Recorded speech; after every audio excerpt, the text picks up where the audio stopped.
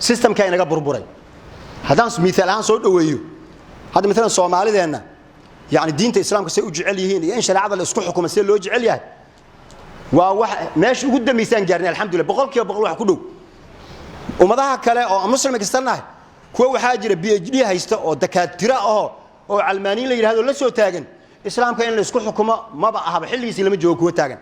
laakiin naga Soomaaliga hal ama laba iyo meelahaas ku fidnoobay waa laga yaabaa laakiin shacabka intiisa kale balidku soo weydiiya in shariicada islaamka la isku xukumo maxaa ka waran yaa bahili karaba waxa aan raadinaynaba u shaqaynaynaba waa asaas ay ku leeyihiin marka waxa inaga dhiman shariicada ku xukunkeeda weelkii lagu xukumi lahaa ayaa inaga maqan tusaalahan mesela bakeeriga shaha lagu shubto bakeeriga waa bakeeri waxa lagu shubayna waa wax kale waxa lagu shubayo shahna waa lagu shubi karaa khamrana waa lagu shubi karaa hadii marka bakeeriga khamra lagu shubo waa xaraan waxaas meesha ku jira hadii laakiin shah ama caana lagu shubo waa caadi way fiican tahay inaga Soomaali islaam kan haysanaa bakeerigeenan oo xukunka ah oo se wax loo xukumayo systemka ah shariicada inaan ku shubanaan rabnaa oo bakeeri fiican oo inoo daboolan oo inoo nidaamsan inuu noqdo oo shariicada aan ku shubanno waan isku khilaafnay oo bakeerigi wax lagu xukumi lahaa oo systemka ah aan isku khilaafnay wixii lagu shubi lahaa u kaadi weelkii lagu shubi lahaa oo ah ilaan shariicada mugta kitaabka soo iska socda jidka kaaga hor imaanayo kitaab quraan oo iska lugaynay maartaadi qajaf haye oo maxaa rabtaa dadkan u soo sheegaya inaan xukunkii aniga ahay oo dadkan leeyahay ma jirto kitaabka dad xukumaa la rabaa ee kitaabka asoo isma xukumaayo ee dadkii hirgelin lahaa la rabaa dadkii hirgelin lahaa waxa isku qabsanayeen marka ana raba inaan xukumo ilaan xukunka mugtay waa adduunyo oo waxoogaa waxa laga helaa dhaldhalaal oo magac iyo lacag iyo jaah iyo aan noqosho iyo waxba ku jira bini aadamkuna waxa fiican asaga isla raba hadaan loo helin marka wax lagu kala baxo wal isku rafaadaya maxaa lagu kala bixi marka waxa lagu kala bixi dadku in la xukumo sharciyada wax inaad dadka xukunto yaa dadka siiya dadka la xukumaya bixiya hada mesela imaamka masaajidka xadiis wuxuu ku soo aroray haduu jira imaam dadku ay rabeen inuu imaam u noqdo salaad salaam aqbalayo maxay salaad loo aqbali waay waxa loo aqbalaynin inuu dadkan hogaamiyo yaa u dirsaday asaga dadkan ma iga u ogolaaday ma yumayna ogolaan qasab ku galay meesha salaadiisu waxa leeyahay thalathatun la turfa'u salatuhum fawqa ru'usihim shibran saddex qof salaadooda madaxooda korkiisa hal taa kan kor loo qaadi maayo laana amalka ilaahi kor ayuu u qaada ilaahi yas'adul kalimu at-tayyib wal 'amalu salih yarfa'u sadexaas waxa kamid ah rajulun amma qawman wa hum lahu karihun nin oo dad imaam u noqday asoo dadku ay rabin xilli ay jiri jirtay hadda waa iska dhaafay oo masaajidada tirada ka batay masaajid miyay yaraayeen mise masaajidada maamulkooda isku qabsan jiray markaas mixraabkan waa la kala xoogi jiray bari odayaashu way soo gaareen wadaada marka safku toosinaysa imaam meesha ka intuu xagga ku maqnaa istawu ku hay koo yar la inta ka soo baxay uu galay Allahu akbar salaadii ku jiraab sheekhu uu yaabay bas safkiisu dhinac ka galay dhinaciisu Allahu akbar ta ka wadi waa sidii lagu tukaday kaas meesha xooga ku galay marka salaadii lama aqbalay maxaa loo aqbali way salaadiisa dadweynihii uu ogolaan lahaa oo sharciyada uu saa ku yeelaya siin lahaa ayuu ka talaabsaday salaad oo 5 daqiiqo kaliya lagu jiraayo hadii saa loo ilaaliyo oo dadku waxayna rabin yaan lagu qasbin la yiri dawladdan oo umad yaani hogaankeeda maxaad manaysaa waa in lagu qasbina dadka ee dadku ayagu ay rabaan waa inay doortaan saasa madax lagu noqdaa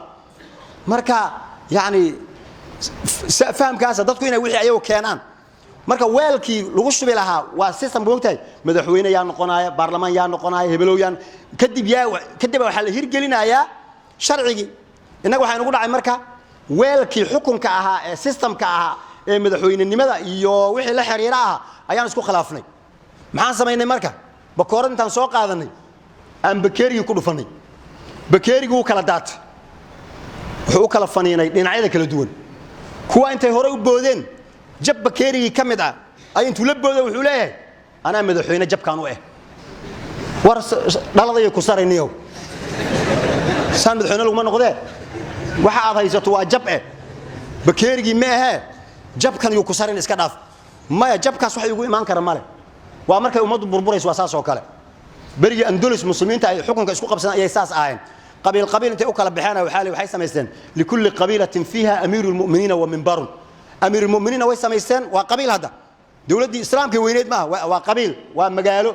لكل قبيلة فيها أمير المؤمنين ومنبر نويليه هنا مثال لو خد لو قد أمير المؤمنين كقبيلك اللهم أيد حاكمنا أيلين وغير بس هذا الناس اللي نقولنا waxaan arkaysaana maamul goboleedyada la sheegayo magacoon baa laga dhigay moogi waa qabaayilun bis waana wada ogyahay afmaame waxa la yiraahdaa mugta markii dugsiga jus la gaaro maxaa la keenaa jus markii la gaaro waxa la keenaa bun waxa la yiraahdaa bun gaduud oo ardayga juska gaaray bun uu keenaa bun gaduudkan muxuu yahay ko afahmi bun gaduud muxuu laga wadaa bun gaduud muxuu ka kooban yahay horta muxuu ka kooban yahay cambuuladan oo yar yartay digirtan baashan oo masagada oo yar ayaa la soo kariyaa subagii waxba lagu daraa markaas bun gaduud loo bixiyay hadii cambuula la yiraahdo kiisoo dhadhan male dugsiga cambuula la geeyay ma fiicno laakiin bun ayaa la geeyay ma sha Allah bun la geeyay waa cambuulada hadoo markaas oo inuu bun gaduudkan waa fahmi waayeen muxuu yahay bun gaduudkan war wal mooshidi aniga in sheegay bun gaduudka la sheegaw cambuulo lama ga sameeyay wuxuu wax kale ma wada cambuulada magac loo qurxiyay leeyahay bas meesha cambuula laga dhigi lahaa ba waxa li bun gaduud wafinaay waa isku mid wadaadada bariga hore moogtay fiqiga akhriya culimada ah kuwa waxa jiray ka falaagoobo oo aan waxna baranin oo qubuuraha intay wareegan wax carray wax ka soo qaadaan oo culimada fiqiga akhris waxay dhigeen ruuxan iska dhaafa ويحرم وحا حارانا بناء القبر قبرك إن لا ديسو وتجهيزه إن لا نور هذيو وكان سعيد يجي ورنا لا هذا إذنكم علم ظاهرة تقانان أنا واحد أقول علم باطن اللي هذا أيان قانا وحي سمينا المركب كاس أنا وحبا أقولين الدور كله كجرا قبورها وريجاي وحسوق هذا عروك سوق هذا قبر ضدك عامد وكينا مركب وحولي قبرك أو هبل كي ما هذا مرة هاي مركب وحن أو بعض وجرا وعرّرت وحي كوبان تاي محتويات كذا وعرّ لكن هو عرضان ما عرّ وحوله ورحق يقول له عرّ مرة به لكن وحوله باش ما تقنا هذيك تراب على ده مركب تراب ما هي تاي وعرض له وين معناه عربي له لوجد يبس كي عامد مركب وحوله ما شاء الله ما أنت وحفيعنا اللي كان محلو كان تراب على اللي كان تراب ما هي عرّ له لوجد لا دنك على قادم مركب ماشي المعمولات أنا أدمق لسانه هبلوا لكل قبيلة فيها أمير المؤمنين كذا وجوجا ومنبرنا وإليه التلفزيون يسميستين معمول كاس التلفزيون ماله هي يقدر حاجة بتاع هيجي يسام حاجة زي التلفزيون كأو جبلان وكان ما أنتوا جبلان الوهاية هي كونفور قلب وريك كونفور قلب وكان أصلا منبر وكان تلفونه بوتلان آد وكان لكل قبيلة فيها أمير المؤمنين كانوا وجوجا ومن مركا أمير المؤمنين يالبدل لما ربوا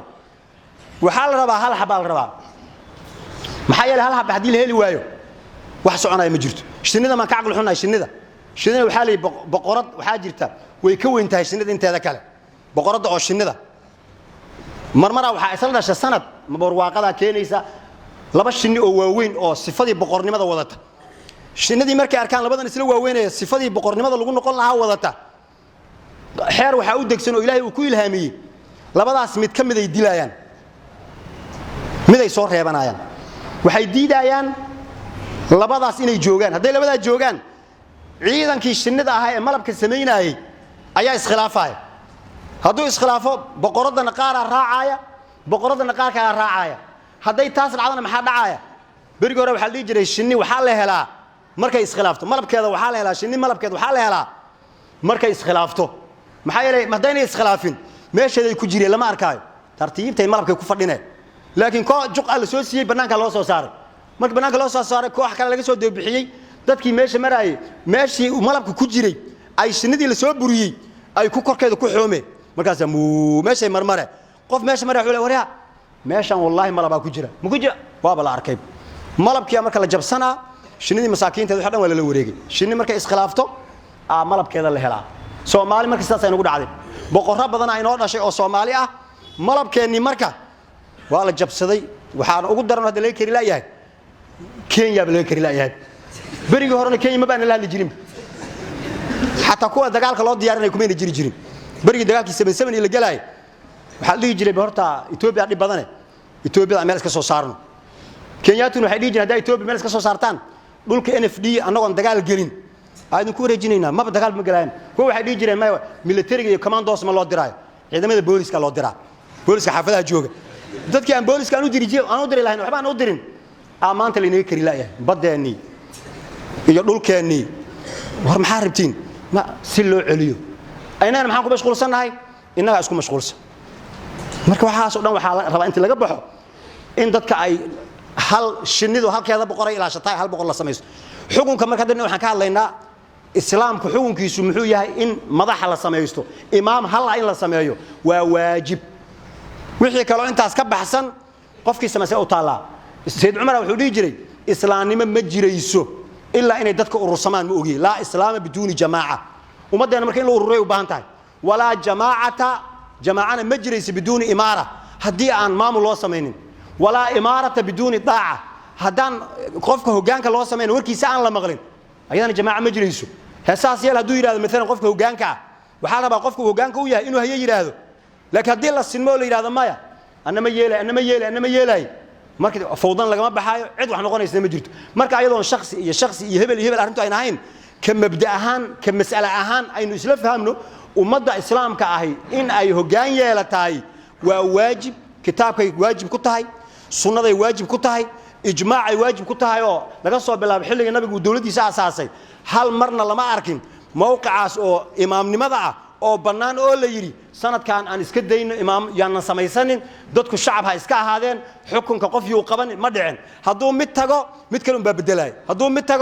bedelay taas waxay ku tusaysaa ahmiyada ay leedahay wada jirku iyo in hoggaan la yeesho marka sidaas maanta khudbada waxay ku saabsaneed waajibnimadka in xaakim la samaysto iyo xaakimka la samaystay waajibnimadkeeda in la adeeco si ummaddu ay dhinac uga wada socoto hadii kale waxa imaanaysa intii la iskhilaafo ayaa la fashilmaaya awooduna way baahaysaa waan la kala tagay marka Ilaahay subhanahu wa ta'ala ka baryaynaa ummadeena inuu mideeyo